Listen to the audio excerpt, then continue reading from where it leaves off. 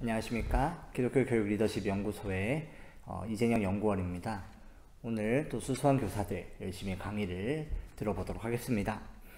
오늘은 강의 제목은 어떻게 공부할 것인가 라는 것입니다. 그 책 중에 공부하는 법, 공부법이라는 곳에서 그 영역에서 베스트셀러 혹은 스테디셀러로 되게 유명한 책이 있는데요.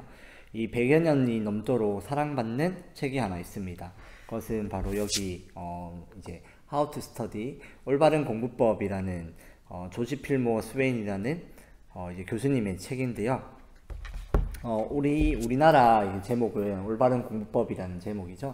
그런데 이 영어판을 보면은 How to Study라는 건데요. 이게 무슨 말이 어떻게 공부하는지, 공부하는 방법에 대한 책이라고 할 수 있습니다. 그래서 오늘은 저의 그 공부하는 방법과 그다음에 이 책에 나와 있는 내용을 토대로 이렇게 전체를 다 다루진 못하고요. 앞부분만 좀 다뤄보도록 하겠습니다. 이 교수님은 그 MIT와 하버드에서 학생들을 가르쳤던 교수님인데요. 이 분이 이제 드는 생각이 어떤 생각이 들었냐면, 많은 학생들을 만났는데 이 학생들이 지식적으로는 뛰어나지만 공부법에 대해서 잘 학습하는 방법을 모르는 학생들이 너무 많다라는 생각을 하게 되었답니다.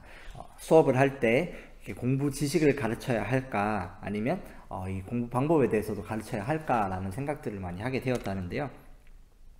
그래서 이 교수님의 이 두 가지를 가지고 늘 고민을 많이 했다고 해요. 그러면서 이분은 공부하는 방법을, 사고하는 과정을 잘 가르쳐줘야 학생들이 올바르게 지식을 습득하고 또 이 학생이 훌륭한 지식인이 되겠다라고 생각해서 공부법에 대해서 계속 연구하고 강의를 했다고 해요.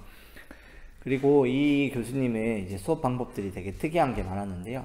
수업 때 이제 막 필기하는 그런 수업 교재나 이런 필기문들을 미리 나눠줬는데요. 그런데 이 교수님은 나중에 공부한 학생들이 스스로 깨달아서 고칠 수 있도록 잘못된 오류가 있는 교재를 나눠줬다라고 해요. 그러면서 이 필기들을 보면서 그냥 보면은 모르는데 공부를 하는 학생들은 이것이 잘못됐다라는 걸 깨닫고 고치면서 공부할 수 있도록 또 그런 교재들을 막 나눠주는 약간 괴짜의 면이 있는 교수님이기도 합니다. 이 공부에 대해서 이야기를 하면요, 대부분 학자들과 교육계 선생님들은 이 공부하는 방법을 이야기를 많이 합니다. 그러니까 이제 공부에 대해서 이렇게 강의를 하거나 공부법 여러 가지를 하면은 지식을 가르치는 것도 중요하지만 어떻게 공부할 건지에 대한 내용도 상당히 많이 나와 있는데요. 사실은 이 공부하는 방법에 대해서 이야기를 많이 하는 이유는 어떠한 지식이든 간에 그것을 어떻게 습득하느냐가 되게 중요하기 때문이에요. 그러니까 같은 것을 보더라도 어떻게 더 효율적으로 빠르게 또 깊이 그것을 받아들이냐라는 것이 아주 중요하기 때문입니다. 그래서 대부분의 이게 학자들은 이 공부를 얘기하면은 공부하는 방법을 이야기하게 되고요. 그런데 이 공부하는 방법을 좀 더 이렇게 깊이 생각해 보면은 어떻게 흘러가냐면, 그것은 공부 방법 플러스 사고 과정으로 많이 귀결이 돼요. 그래서 공부에 대해서 얘기를 하면 공부하는 방법에 대해서 얘기를 하게 되고, 공부하는 방법에 대해서 얘기를 하다 보면은 우리 머릿속에 이 지식이 쌓여가는 그 사고 과정들에 대해서도 이야기를 많이 합니다. 그래서 많은 학자들은, 교육계에 있는 그런 강사들과 또 선생님들과 학자들은 이 사고 과정, 어떻게 사고하느냐에 대해서 연구도 많이 하고 또 개발도 많이 하고 그런 방법들을 전파하기도 합니다. 그래서 실상 공부는 어떠한 지식을 배우기보다 그것을 어떻게 사고하고 또 내 것으로 만드느냐의 싸움이 매우 중요하다고 볼 수 있습니다. 그렇게 해야만 이제 우리가 더 같은 시간 안에 더 많은 것을 배우고 또 학습하고, 또 이제 가르치는 입장에서는 이 학생이 이것을 잘 수학할 수 있도록 해야 되기 때문에 이것들에 대해서 생각을 많이 하게 됩니다. 그래서 이제 많은 학자들과 사람들은 이 공부를 어떻게 효과적으로 더 좋은 방법으로 사고할 수 있을까를 계속 연구하고, 또 그런 것들이 계속해서 과제로 남아 있었다라고 할 수 있습니다. 그래서 예전에는 소크라테스로부터 시작하는데요. 소크라테스는 제자들을 수학하고 또 공부를 잘 하는 방법으로서 질문법을 사용했다고 하죠. 그래서 그 질문을 계속 하는 겁니다. 왜 그렇게 생각하니? 그것은 무엇이냐? 너가 말한 그것은 무엇이냐? 이런 거. 이런 것들을 계속해서 물어봤다고 해요. 그래서 그 물어보는 것을 통해서 이 사람이 제자들이 뭘 모르는지 뭘 아는지를 설명할 수 있게끔 깨닫게 하게끔 했다라고 하죠. 그래서 이 질문법이 우리 공부법의 가장 기초적인 법칙이 되었고 그것이 지금에 와서도 계속 중요한 공부법이라고 남아있죠. 그런 것과 함께 동양에서는 이 외우고 또 읊조리고 다시 되새기는 방법들이 많이 유행했는데요. 우리가 이제 옛날에 책들을 보면은 뭐 상강오륜, 천자문, 또 뭐 사서삼경, 뭐 이런 논어 이런 것들을 보면 그것은 그냥 단지 이야기일 수 있는데 그것은 그냥 배우는 것이 아니라 배우고 익히면서 계속 되새기다 보면 깊이 있는 깨달음을 깨닫는다라고 하죠. 글을 배우고 이해하면서 그것을 계속 되새기면서 그 본래의 뜻과 깊이를 헤아리는 공부 방법이 이제 우리 이렇게 서당 같은 곳에서 많이 이루어진 공부 방법이죠. 그러면서 자기의 생각을 적는 것이 시험으로 많이 나왔죠. 그러면서 이 공부의 목적은 동양이나 서양이나 뭐 비슷한데요. 좀 더 성인, 즉 그러니까 좀 더 완성된 인간이 되기 위한 인간의 몸부림으로써 공부가 시작되었고 방법을 연구하게 되었고 그것이 사고 과정이었다라고 볼 수 있겠습니다. 그것이 이제 공부의 목적이라고도 할 수 있겠죠. 그런데 최근에 이 가장 핫한 사고 과정이 어떻게 됐냐면 이제 디자인 띵킹이라는 사고 과정이 있어요. 디자인 띵킹이라 하기도 하고 싱킹이라 하기도 하고 이 영어인데 이제 한국어로는 또 이렇게 두 가지가 있습니다. 우리의 일상의 그 불편함을 인지하고 어떻게 생각하고 어떻게 해결할지 사고 과정에 대한 방법을 디자인 띵킹이라고 하는데요. 이것은 그 이제 실리콘밸리에서 시작된 방법이라고 할 수 있는데요. 사회에 야기된 많은 문제들을 어떻게 인식하고 풀어갈지에 대한 고민 속에 생겨난 사고 과정이라고 볼 수 있습니다.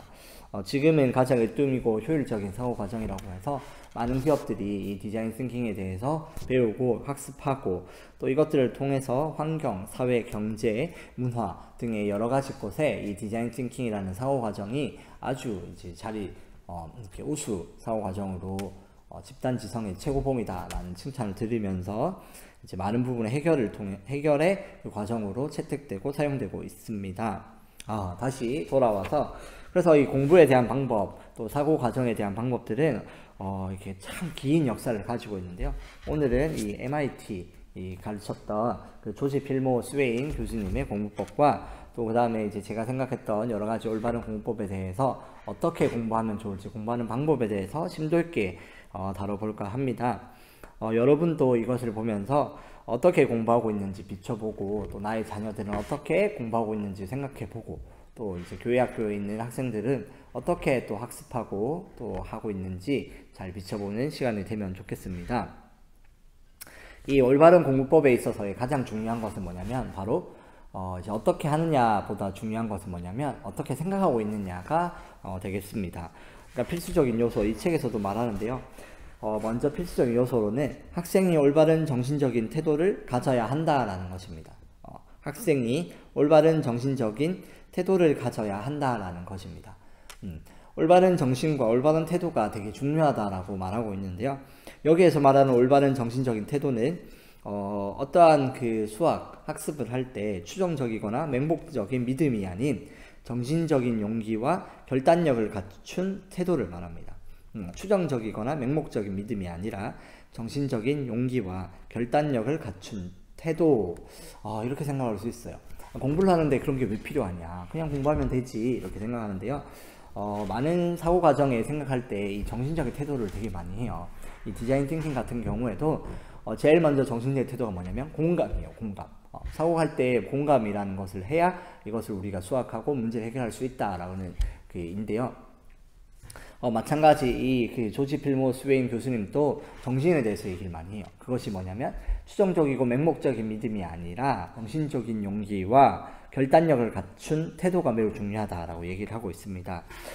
이것이 구체적으로 말하면 어떤 거냐면 학생의 목표는 단순히 어떤 책을 또 어떤 지식을 습득하고 어떤 책을 읽는 것이 아니라 그 주제를 이해하려 애써야 된다라는 겁니다. 이것이 바로 정신적 용기와 결단력을 갖춘 태도라고 할 수 있습니다.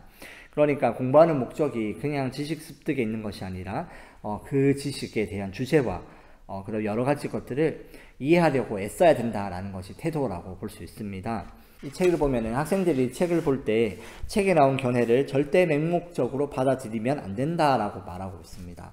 오직 그 견해가 옳다고 판단할 때만 학생들은 그 견해를 받아들이고 믿어야 되며 자신의 이해라는 평가를 통과하여야만 그것을 받아들여라 라고 얘기하고 있습니다. 이것이 바로 정신적인 용기와 결단력이 있는 태도라고 할 수 있습니다. 즉 주체적인 태도입니다. 내가 이해한 것만 받아들인다라는 주체적인 태도죠. 학생은 그 주체를 완전히 이해할 수 있다라는 자신의 능력을 확신해야 하며 그것에 정통하겠다는 확고한 결의를 갖춰야 한다라고 하는데요. 이것이 되게 결연에 찬 의지로 나타내고 있죠. 만약에 이 책을 학생들이 지식을 습득하기 위해서 많은 책을 읽고 그 지식을 습득하는데 그것을 읽는 동안 이해할 수 없다면 이렇게 뭐라고 말을 하냐면 그 내용을 일시적으로만 인정하고 그리고 그 문제를 이해하고 싶다면 적어두었다가 나중에 더 깊이 공부를 해야 된다라고 반드시 해야 된다라고 이 책의 저자는 말하고 있습니다.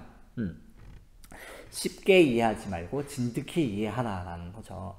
이것은 이제 그 많은 공부하는 사람들의 그 공통적으로 나타나고 있는 태도인데요. 그러니까 쉽게 넘어가려 하지 말고 하나라도 끈기 있게 이해하고 완전히 이해하기 전까지 넘기지 말라라는 포기하지 않는 태도 이렇게 얘기할 수도 있겠죠. 그리고 하나는 두 번째는 뭐냐면 이 믿음에 대해서도 얘기를 하고 있는데요. 그러니까 나는 이 지식을 반드시 이해할 수 있는 능력을 갖추고 있다라고 하는 자기 자신에 대한 믿음과 인정도 되게 중요하다라고 이야기를 하고 있어요. 그래서 이러한 정신적인 용기와 결단력을 갖춘 태도를 함양하기 위해서는 그 습관 중에 첫 번째는 바로 독서와 이해를 구별하라입니다. 독서와 이해를 구별하라입니다. 이 독서만으로는 지혜 또는 능력을 얻을 수가 없다라고 그 교수님은 이야기를 하고 있어요. 그러니까 이게 무슨 말이냐? 어떤 사람들이 책을 볼 때 누구나 가끔은 단어와 문장을 이해하지 않고도 그냥 넘어가는 경우가 있고 또 곰곰이 생각해 보거나 이해할 수 없는 말로 이해할 수 있는 말로 해석해 보지도 않으면서 그냥 넘어갈 때가 있다라고 합니다. 그러니까 단순히 읽기만 하고 넘어갈 때가 있는데 이러한 것을 경계하고 그러지 말고 이해하도록 끝까지 노력해라 라는 것이 바로 독서와 이해를 구별하라 라는 말의 목적입니다. 저 같은 경우도 학생들을 많이 만나보면은 책을 다 보았다고 하고 개념을 다 익혔다고 하는데 문제를 풀지 못하거나 또 혹은 그것이 뭐냐라고 반대로 물어봤을 때 설명을 해보라고 하면 설명을 못하는 학생들을 많이 만났는데요. 그런 친구들이 바로 독서와 이해를 구별하라는 이 조언을 잘 받아들여야 됩니다. 그런 친구들을 잘 생각해 봐야겠죠? 내가 진짜 잘 이해하고 있는가? 사실 이러한 이해가 수반되지 않으면 내가 더 안다라는 것을 말하기는 계속 어렵습니다. 그러니까 내가 알고 있다라고 말하기는 어렵다라는 것입니다. 그러니까 이 독서만 하고 단순 암기만 하면은 이해를 하는 부분에서 문제를 풀 때 오류가 생기고 그것을 매끄럽게 풀어내지 못한다라는 것입니다. 이만큼 오히려 이런 그 독서를 계속하게 되면 어떤 결과가 생기냐면 오히려 이만큼 진도를 뺐다라는 자만심이 생기기 일쑤입니다. 그러니까 학생들 경우에 나는 이렇게 선수학습을 하는 학생들 경우에 많이 일어날 수 있는 현상인데요. 중학교 때 예를 들어 고등학교 거를 많이 뗐다 하는 친구들은 나는 이미 다 봤으니까 괜찮아, 나는 잘해 라고 생각했는데 막상 시험이나 또 문제를 풀 때는 그것이 성적으로 귀결되지 않을 때가 많죠. 그러니까 그냥 공부하는 것과 내가 이걸 다 뗐지만 공부하는 거 시험 성적이 별 차이가 없을 수 있다는 겁니다. 그럴 때는 내가 이만큼 봤는데 라는 자만이 아니라 내가 독서를 했구나, 내가 더 이해해야 되겠구나 라고 생각을 하면 되겠습니다. 그래서 이러한 것들을 명심하면 어떻게 책을 읽거나 지식을 습득해야 되냐면 책에 있는 또 이렇게 읽고 있는 내용 속에 단어들 모르는 게 없는지 단어들을 잘 이해하고 살펴봐야 되고요. 또 그러한 것들을 이해하고 논리적으로 이렇게 추론을 하면 이렇게 단계가 있거든요. 그런 것들을 이해하는 것에 있어서 복기도 해보고 내가 잘 논리적으로 정리할 수 있는지를 잘 설명해 보아야 합니다. 그것을 할 줄 알아야 이제 이해를 잘 하고 있다라고 볼 수 있겠습니다. 다시 정리를 하면은 내용 속에 있는 단어들도 잘 이해하고 또 글이 흐르는 또 지식이 흘러가는 그런 논리적인 구성도 잘 이해하고 있어야 이것을 독서로 하는 것이 아니라 이해를 하고 있다라고 보면 되겠습니다. 그래서 이런 습관이 있으면 좋아요. 수학 문제를 풀거나 또 수학을 배울 때도 어떠한 정의가 있다면 그 정의를 외우고 그 정의로부터 파생된 공식이나 또 다른 정리나 이런 것들은 직접 증명해보고 그것이 왜 이렇게 되는지를 잘 이해하면은 참 도움이 많이 되겠다라는 것입니다. 그리고 이런 것들을 잘 이해하지 못하고 넘어갈 때는 되게 불편함을 느낄 수 있을 만큼 연습을 해야 되는 것이 독수와 이해의 구별을 또 잘하는 방법 중에 하나라고 볼 수 있겠습니다. 학생들 중에 이런 것들을 잘 생각해 보면 좋겠습니다. 수업을 열심히 듣고 자습을 하지 않는 것은 어떠한 것일까요? 독서는 열심히 하고 진도는 뺐는데 이해가 부족해서 또 성적이 잘 안 나오는 경우도 많이 있을 수 있겠습니다. 그 다음 두 번째를 살펴보도록 하겠습니다. 두 번째는 바로 이 교수님의 말씀에 따르자면 지식을 보면 사실 그리고 의견 그리고 논리적 결론을 구별하자 이런 겁니다. 그러니까 사실과 의견과 논리적 결론의 구별이 중요하다라는 겁니다. 학생들은 결론과 견해를 단순한 사실과 명확하게 구별할 줄 알아야 한다라고 말을 하고 있습니다. 이것이 올바른 공부의 방법 중에 하나다라고 말하는 거죠. 이 책의 예를 따르면 나일강이 적도 부근의 아프리카에서 발원하여 북쪽으로 이집트를 통과해 지중해를 흘러간다라는 글이 있는데 이 글을 학생들이 읽는다면 어떻게 반응하냐면 어떤 학생들은 그냥 그럴 것이다 라고 생각할 수 있는데 어떤 학생들은 그것이 진짜 맞는가를 검증하고 지도를 찾아보거나 또 여러 가지 단계를 이렇게 권위 있는 사람들에게 물어보거나 왜 그런 게 되는가를 한번 따져본다라는 것이죠. 그래서 그런 받아들이는 것이 아니라 논리적으로 그렇게 되는구나 라는 것을 이제 결론에 이른다라는 건데요. 또 삼각형의 내각의 합은 두 개의 직각과 동익을 하며 180도라는 이런 사실을 볼 때도 어떤 학생은 그냥 그렇구나 넘어가는데 어떤 학생들은 그렇게 될 수밖에 없구나 라는 것을 깨닫고 넘어간다라는 거죠. 저자는 논리적 결론이 되는 그렇게 되는 이유를 이해해야 되는 중요성을 많이 말하고 있는데요. 이 마찬가지입니다. 공부는 이렇게 단순한 지식을 암기하는 것이 아니라 논리적으로 그렇게 될 수밖에 없다라고 하는 논리적 그 구성과 결론을 함께 도출해낼 수 있어야 합니다. 이 정신적인 용기와 자주적인 태도에서 비롯된 이런 구별을 위한 연습은 올바른 학습에 필수적이다라고 말하고 있습니다. 그러니까 이것에 대해서 중요한 건 뭐냐면 그냥 받아들이지 않는다라는 거죠. 아까 앞에 말했던 정신에 이제 부합되는 행동들이죠. 내가 맹목적으로 추정하지 않고 용기를 가지고 결단력을 가지고 이 지식을 이해라는 평가를 지닌 다음에 내가 받아들이겠다 하는 용기와 결단력에 대한 부분이죠. 그래서 사실과 의견과 논리적이라는 것을 구별해야 된다라는 거죠. 논리적 결론의 구별. 그러니까 학생들 같은 경우는 사실과 그 다음에 정의는 받아들이지만 그리고 의견, 증명이나 또 논리적 결론에 따른 것들은 외우지 않고 그것을 직접 해본 것이 중요하다라고 볼 수 있겠습니다. 이런 부분이 부족하면 어떻게 되냐면 소개해 보도록 하겠습니다. 이 수능이나 또 여러 가지 문제집을 볼 때 고난이도 문제를 풀면 가끔 한계를 드러내거나 풀지 못하는 학생들이 꽤 많이 있습니다. 그러니까 기본 예제는 잘 푸는데 이 좀 고난이도 문제가 되거나 또 응용 문제를 보면 못 푸는 학생들이 참 많이 있는데요. 이것이 이제 지식을 모르는 것이 아니라 개념도 다 아는데 못 푸는 경우가 참 많이 있죠. 그런 학생들에게 필요한 능력이 바로 이 논리적으로 결론에 이르는 연습입니다. 그래서 논리적으로 결론에 이르는 것을 구별하면서 이 논리가 왜 결론에 이르게 됐는지 그 과정을 찬찬히 살펴보아야 된다는 겁니다. 왜 그렇게 되는가? 최초로 시작된 정의를 기억하고 이것이 왜 이렇게 흘러가는지를 알고 추론할 수 있어야 합니다. 이것이 이제 올바른 공부법에도 나와 있는 방법 중에 하나면서 또 제가 강조하는 방법 중에도 하나입니다. 이런 부분이 공부에 있어서 꼭 중요하고 절대적으로 중요한 부분이라고 할 수 있겠습니다. 그러니까 사실과 의견과 논리적 결론이라는 것을 구별하면서 공부하면 된다라는 겁니다. 그래서 많은 학생들에게 추론하고 결론을 낼 때 이 논리적 결론을 연습하는 학생들은 왜 이렇게 되는지를 깨닫기 때문에 낯선 문제, 응용 문제를 풀 때도 이렇게 될 것이다 라는 것을 잘 추론하고 결론을 도출해내기가 쉽습니다. 이렇게 연습을 해야 나중에 대학을 가서나 또 그 후에 계속 공부를 하거나 하는 등등해서 또 좋은 결과를 낼 수 있습니다. 그리고 세 번째는 질문하는 습관의 중요성입니다. 잠깐 복습하고 갈게요. 첫 번째는 뭐와 뭐의 중요성이죠? 독서와 이해하는 능력의 중요성, 구별이 중요하다라는 것이었고, 두 번째는 사실과 의견과 논리적 결론을 구별하는 것이 중요하다라는 것이 두 번째였고, 그리고 세 번째는 앞으로 지금 볼 세 번째는 바로 질문하는 습관의 중요성입니다. 질문하는 습관. 이것은 뭐 굳이 이 조지 필모 스웨인 교수님 말하는 것 외에도 참 질문하는 것이 중요하다라는 얘기는 우리가 다 이미 알고 있죠. 그런데 이 교수님은 대단히 깊이 있게 이 질문에 대해서도 딱 이렇게 범위를 한정 짓는데요. 주제를 이해하기 위한 학생의 정신은 연속적인 물음표가 되어야 한다라고 이야기하고 있습니다.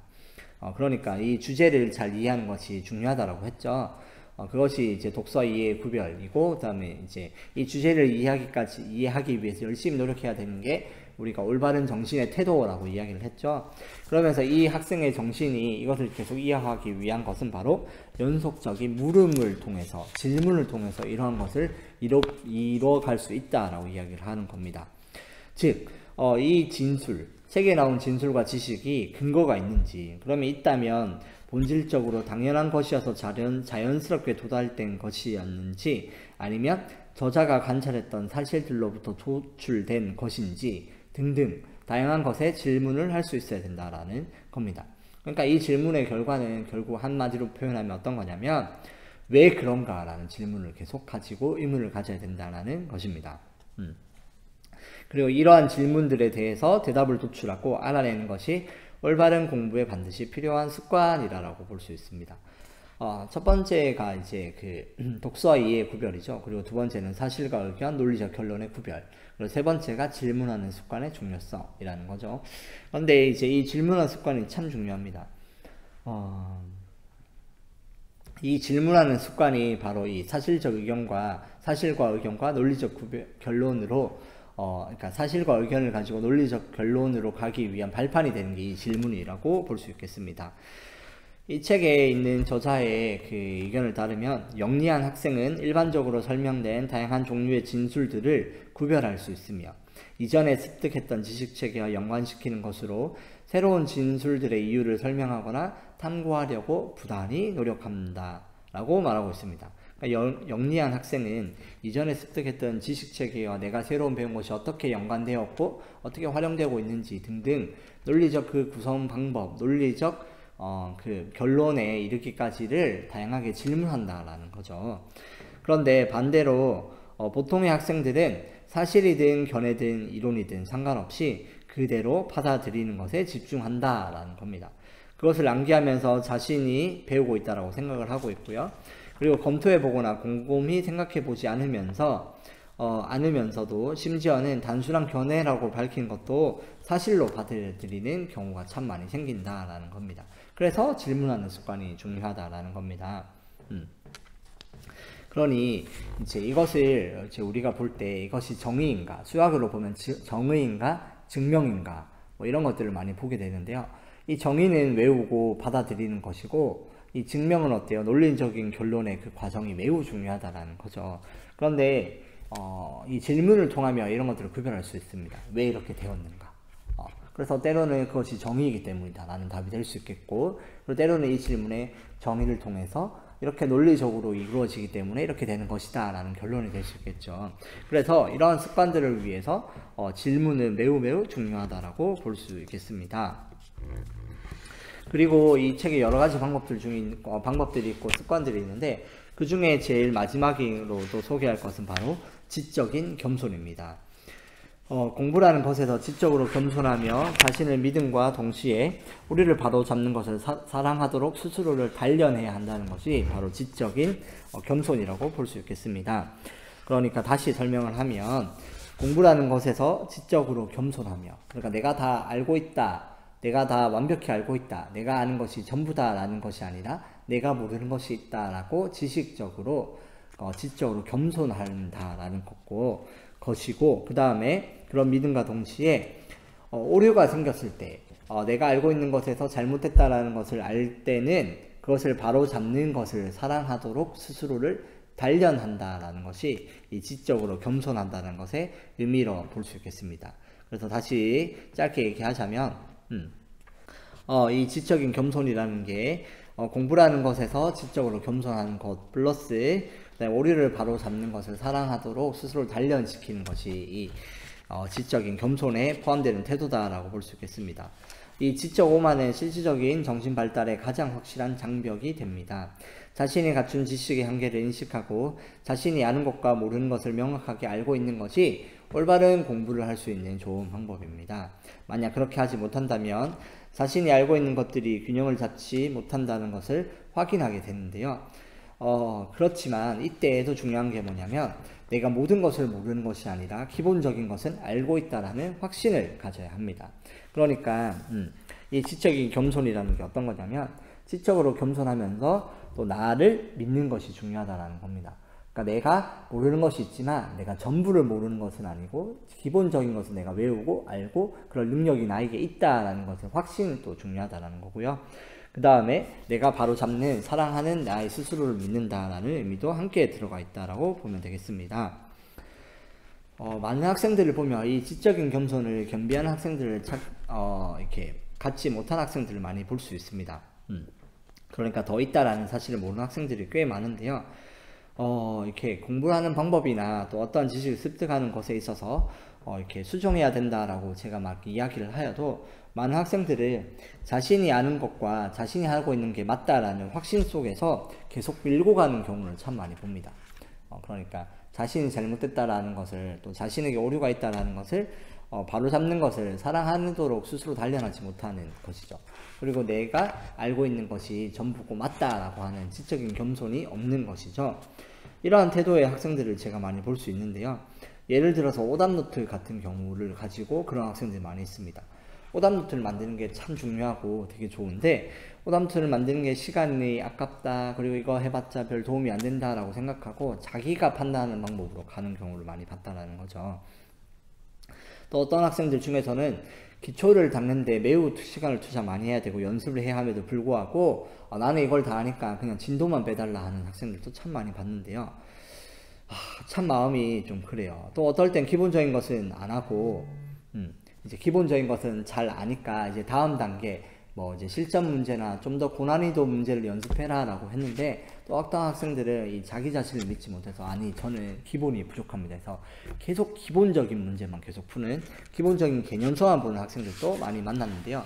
이런 학생들에게 필요한 것이 바로 지적인 겸손이라는 겁니다. 학생들이 이런 지적인 겸손을 겸비하지 못한 학생들이 많은데요. 이 강의를 보는 학생들은 어떤지 또 자기 자신 한번 스스로 돌아보면 되겠습니다. 내가 아는 것과 모르는 것을 구별하는 것, 그리고 내가 틀릴 수도 있다는 것을 받아들이고 혹 오류가 있다면 그것을 바로 잡는 것을 사랑하도록 하는 것, 이런 것들이 바로 지적인 겸손. 그리고 한 가지 얘기 빠뜨렸는데 또 내가 전부를 모르는 것이 아니라 내가 잘못된 오류가 있다면 또 그 기본적인 것을 내가 안다라고 하는 이 확신도 여기에 들어갈 수 있다는 것입니다. 자, 지금까지 이제 우리가 크게 여러 가지를 살펴봤는데요. 오늘은 이 정신적인 부분과 또 그러한 습관을, 그러한 태도를 형성하기 위해서 어떻게 해야 되는지를 살펴보고 다음 시간에 그 이후의 것들을 계속 살펴보도록 하겠습니다. 복습하고 마치도록 할 텐데, 공부하는 것에 있어 올바른 공부 방법에 필요한 그 정신적인 태도가 어떤 것이라고 했죠? 바로 올바른 정신적인 태도였는데요. 여기에서는 어떤 태도? 추종하거나 맹목적인 믿음을 가진 태도가 아니라 정신적인 용기와 결단력을 가진 태도가 중요하다라고 했죠. 아는 것을 이해하기 전에는 넘어가지 않겠다라는 결단, 그리고 이런 것들을 나는 이해할 수 있다라고 하는 자기 믿음, 자기 확신, 이런 것들이 아주 중요한 올바른 정신적인 태도라고 말을 했고요. 그리고 이런 것들을 위해서 첫 번째 이런 정신을 함양하기 위해서 첫 번째 해야 될 것이 뭐냐? 바로 독서와 이해를 구별하는 것이고, 맞죠? 그리고 두 번째는 뭐였죠? 사실과 의견, 그리고 논리적인 결론을 구별해야 된다라는 거. 그 다음 세 번째는 질문하는 습관이 매우 중요하다라는 걸 배웠고, 그리고 끝으로 네 번째 뭐였죠? 바로 지적인 겸손을 겸비해야 된다라는 것을 배웠습니다. 이런 것들을 여러분 잘 생각하면 좋겠습니다. 자, 끝으로 이제 한 몇 가지만 더 살펴보고 마치도록 하겠습니다. 이 청소년과 학부모 또 여러 관련된 분들이 이렇게 끝으로 이것을 잘 명심하면 좋겠는데요. 우리 청소년들과 대학생들 또 그리고 다음 세대에 관련된 많은 학생들에게도 이러한 주체적인 태도가 필요하다라고 생각이 듭니다. 이 주체적인 태도와 이런 또 습관들을 통해서 신앙을 잘 겸비하고 그리스도인으로 자라나게 하면 참 좋겠는데요. 그래서 이러한 태도들을 우리의 신앙과도 연결지어서 한번 생각해 보면 좋겠습니다. 그리스도인으로 살아가는 것은 어떻게 보면 태도입니다. 정체성이고 그러니까 어떻게 살아가는지에 대한 얘기는 결국 이러한 사고과정과 방법에 대한 것으로도 연관지어서 생각할 수 있겠는데요. 정작 중요한 순간에 위기의 순간에 어떻게 행동하는지에 대한 모습을 보면 이런 태도가 어떤지를 볼 수 있겠죠. 그런데 많은 학생들을 보면은 하나님 나라 속에 나의 삶이 있는 것이 아니라 나의 삶 속에 하나님의 나라가 있는 것을 많이 봅니다. 시험 기간이나 이런 여러 가지 또 위기의 순간을 보면 알 수 있죠. 시험 기간 가운데 하나님께로 나오는 것과 또 공부하는 것을 살펴보면 알 수 있죠. 그런데 많은 학생들은 대부분 이러한 부분에서도 책임있고 정신적인 주체적인 태도를 가지는 것이 아니라 공부를 하러 많이 가죠. 시험 기간에 시험을 치러 시험을 대비하러 교회를 빠지는 경우가 많죠. 이러한 부분에서는 왜 이럴까라는 생각들을 좀 해볼 수 있으면 좋겠습니다. 이러한 부분에서 많은 다음 세대 목회자들과 교육자들은 이제 주체적이고 책임있는 신앙에 대해서 이야기를 많이 합니다. 그러니까 태도에 대한 부분들을 이렇게 강조하고 또 배워야 된다라고 많이 이야기를 하고 있다라는 얘기입니다. 이런 것들을 쉽게 풀면 앞선 공부의 방법과 같이 생각해 볼 수 있습니다. 첫 번째는 바로 뭐냐면 아까 첫 번째가 독서 이해의 필요성이랬죠. 첫 번째는 이 신앙에 대해서 이해하는 것이 필요합니다. 이 신앙과 하나님을 받아들이는 것, 하나님이 나를 구원하셨다라는 것, 또 예수님이 내 삶의 주인이다라는 것을 그냥 온전히 그냥 맹목적으로 받아들이는 것이 중요한 게 아니라 온전한 이해와 고백이 동반되어야 이런 것들이 의미 있다라는 겁니다. 아까 공부를 할 때도 그냥 맹목적으로 받아들이는 것이 아니라 내가 이해를 나는 평가를 넘어서 그 단계를 지나서 받아들이라고 했죠. 이러한 신앙적인 것에서도 많은 다음 세대 학생들에게는 맹목적으로 그냥 심겨지는 것이 중요한 게 아니라 이런 것을 받아들이도록 고민하도록 해야 된다는 것입니다. 이런 것들을 통해서 머리로 지식으로 받아들이는 것이 아니라 책임있는 또 이제 이런 이해를 통해서 책임있는 신앙으로 우리 학생들은 변화될 수 있을 것입니다. 그리고 두 번째는 아까 말했던 것처럼 사실과 의견과 논리적 결론입니다. 많은 학생들이 독서를 하고 맹목적으로 받아들이는 것처럼 이해와 고민 없이 그러려니 이 신앙도 받아들이고 있는 것이 아닌가 생각이 됩니다. 이런 학생들에게 필요한 것이 바로 이 논리적 결론에 이르도록 돕는 일입니다. 스스로에게 질문해보고 왜 신앙과 하나님 나라가 내 삶 속에 중요한지, 왜 내가 손해보면서 또 어렵지만 왜 하나님의 나라의 백성의 자녀로서 헌신하며 살아야 되는지 이것을 고민해보고 탐구해보는 연습이 많이 필요합니다. 왜 하나님이 나를 구원하셨고 왜 지금도 그것이 나에게 의미가 있는가? 왜 그냥 천국에 가는 것이 땡이 아니라 왜 지금 또 나에게 하나님의 의미 있고 내 삶 속에 하나님의 그 신앙으로서 살아가는 것이 중요한지에 대한 부분은 논리적으로 결론에 스스로가 이르도록 우리 선생님들과 목회자들이 많이 도와야 되는 게 아닌가 싶습니다. 그것은 설득이 아니라 스스로가 납득하도록 돕는 것이 바로 논리적 결론이라고 볼 수 있겠습니다. 그래서 학생들이 성경적으로 가치관으로 살아가기를 스스로 결단하고 또 왜 그런 곳에서 하나님 나라를 위해서 공부를 하고 내 본분에 열심을 다해야 되는지도 스스로 깨달으면 좋겠다라는 겁니다. 이러한 고민을 하게끔 이끄는 선생님이 또 이끄는 목회자들이 정말로 의미 있는 또 좋은 선생님이자 목회자가 아닌가 싶습니다. 끝으로 셋째는 지적인 겸손이라는데요. 신앙이 있는 세대들 또 이제 많은 어른 세대들도 마찬가지인데요. 우리는 많은 학생들은 결론을 두고 살아가는 경우가 많이 있습니다. 이 결론을 두고 살아간다는 것이 뭐냐면 이미 내가 다 안다, 이미 내가 다 이뤄봤다, 그거 해봤다 라는 식으로 살아가는 경우가 많다라는 겁니다. 많은 신앙의 부분들에 있어서 신앙의 여정은 내 인생의 삶이고 그것은 그냥 끝이 아니라 하나님 나라 갈 때까지 부단히 걸어가는 길입니다. 하지만 그럼에도 불구하고 많은 신앙의 세대들과 우리 학생들은 빠르게 결론을 내리고 속단해 버립니다. 그렇지만 이러한 부분에서도 지적인 겸손이 필요합니다. 우리의 신앙에서도 부단히 하나님께 다가가는 겸손이 필요하다라는 내용이죠. 하나님을 따라가는 것에 있어서 끝이 없다는 거죠. 내가 하나님과 가까워지는 것이 더 깊어질 수 있다라는 것이 지적인 겸손에 이르는 길이라고 볼 수 있겠습니다.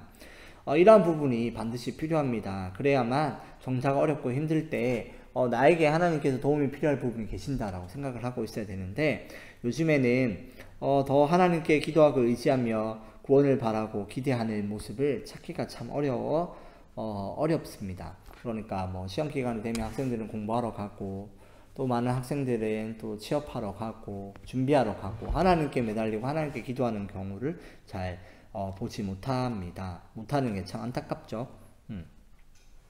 기도하고 하나님의 은혜를 더 깊이 누리자 이야기를 하고 함께 기도해보자 라고 이야기를 해도 어떠한 얘기로 들려오냐면 이미 다 알고 있고 이미 다 경험했고, 오히려 이런 얘기를 하는 것이 되게 고리타분한 분위기로 흘러가는 경우를 많이 보게 되는데요. 이러한 부분을 보면은 참 안타깝기도 합니다. 그런데 이러한 부분에서 지적인 겸손이 필요하지 않나 싶습니다. 이러한 지적인 겸손이 없다면 신앙의 길을 걸어가다 멈추고 또 다른 길을 가고 있음에도 불구하고 자신은 잘 걸어가고 있다라고 생각하며 그 오류를 수정하지 못하고 또 오류를 고치는 것을 사랑하지 못하고 그냥 계속 걸어가는 경우를 많이 볼 수 있고, 또 그것을 깨닫지 못하고 걸어가는 오류를 많이 범할 수 있다는 거죠. 그러니 이 신앙의 모습에서도 지적인 겸손으로 하나님을 향해 부단히 노력하는 이런 모습들이 많이 나오면 좋겠습니다. 이런 것들이 이 공부뿐만 아니라 신앙과의 여정에서도 관련지어서 생각하며 또 공부할 수 있는 것에도 많이 도움이 되는 시간이 되면 좋겠습니다. 많은 학생들을 지도하며 또 다음 세대를 두고 만나보면은 참 저는 안타까운 생각을 많이 합니다. 안타까운 모습을 또 많이 볼 수 있었는데요. 물론 저도 제가 아는 방법들을 확신할 수 없지만 이 하나님 나라를 살아가는, 하나님의 이 성경적 가치로 살아가는 이것을 용기 있고 스스로 하는 태도가 있었으면 참 좋겠다 생각이 듭니다. 그렇지만 많은 학생들과 많은 또 이렇게 다음 세대들은 하나님 나라 안에서 주체적으로 가는 태도보다는 시대에 따라서 내려진 결론들을 바라보면서 휩싸이는 경우를 참 많이 보게 됩니다. 그러면서 이런 학생들을 위해서 어떻게 해야 될지, 어떻게 하는 게 좋은지 고민을 또 많이 하게 되는데요.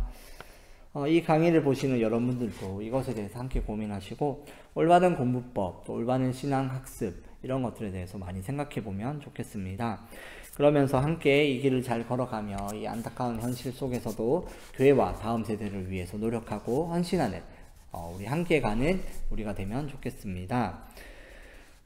또 지금 이 시간 공부하고 있는 많은 청소년들, 또 다음을 위해서 하나님이 주신 비전을 위해서 노력하는 청소년들, 또 다음 세대들 모두 힘내시고 또 공부도 신앙도 모두 화이팅 하시기를 간절히 소망합니다. 이상 수수한 교사들의 이재영 연구원이었습니다. 감사합니다.